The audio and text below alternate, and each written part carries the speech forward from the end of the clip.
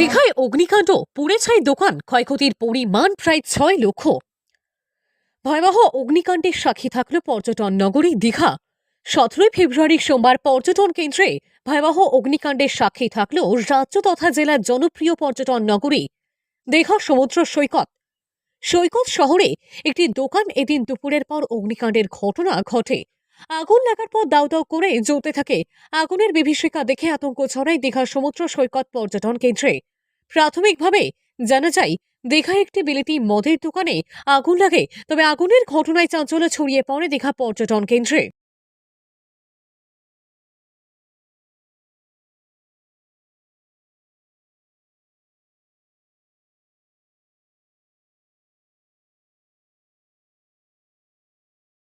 পাশের লোক চিৎকার করে বললো আগুন লেগেছে। তখন আমরা উপর থেকে এসে দেখি আর বাইরের লোক সেটা বন্ধ, দোকান খুলতে দিচ্ছে না ভয়ে, হ্যাঁ আতঙ্কে।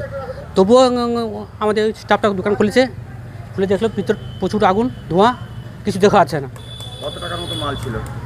মাল তো প্রায় 15 লাখের বেশি হবে। ক্যাশ ছিল, ক্যাশ পাওয়া যায়নি। পূর্ব মেদিনীপুর জেলার অন্যতম সমুদ্র পর্যটন কেন্দ্র দীঘা। দীঘায় যত ভিড় বাড়ছে, পর্যটকের সংখ্যা ততই বাড়ছে এবং দোকান ঘরের সংখ্যাও সাথে বাড়ছে। দীঘার খনিকা মার্কেটে একটি দোকানে ভয়াবহ আগুন লাগে।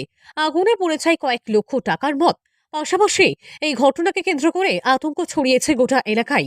জানা গেছে, বহু সরঞ্জাম সহ বেশ কিছু নগদ টাকাও পুড়ে ছাই হয়ে গেছে। কিভাবে এই আগুন লাগলো তা না জানা গেলেও প্রাথমিকভাবে অনুমান, শর্ট সার্কিট থেকে এমন ঘটনা ঘটেছে। ফায়ার ব্রিগেড দেরিতে পৌঁছানোর কারণে ব্যাপক ক্ষয়ক্ষতি হয়েছে বলে অভিযোগ দোকান মালিকের। কিছু নাই, 7টার পর দাঁত মেজে উপরে কাপড় কেচে করে ছাতে ফেলে তারপর রুমে বসেছিলাম, মানে উপরে অফিস ঘর বসেছিলাম। বসার পর থেকে তারপরে একজন ডাকলো যে সেখানে ধোঁয়া বেরোচ্ছে।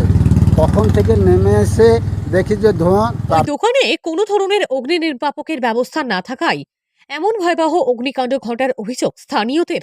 দীঘা, তাজপুর, মন্দারমণি, শঙ্করপুরের মতন পর্যটন কেন্দ্রগুলিতে দ্রুত অগ্নি নির্বাপনের ব্যবস্থার জন্য রামনগর 1 ব্লকের অন্তর্গত নিমতলায় তৈরি করা হয়েছিল অগ্নি নির্বাপন কেন্দ্র, আর সেখান থেকে আসতে সময় লেগে যায় প্রায় আধ ঘন্টারও বেশি, যার ফলে এই রকম বড় দুর্ঘটনা ঘটল বলে মনে করছেন স্থানীয় বাসিন্দারা। পূর্ব মেদিনীপুরের দীঘা থেকে সৈকতের রিপোর্ট, লোকাল 18 বাংলা।